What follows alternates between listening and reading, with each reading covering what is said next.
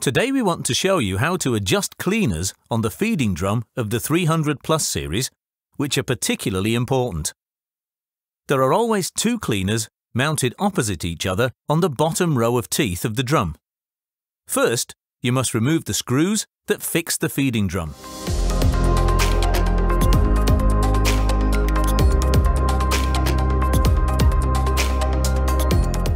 Now that the drum's loose, we can spin it and check the distance between cleaners and this guiding sheet.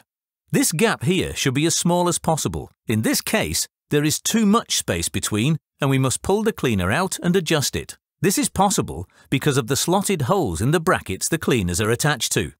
Here you can see the second cleaner. This is the only place in the header where two cleaners are installed because it's particularly important that no crop builds up.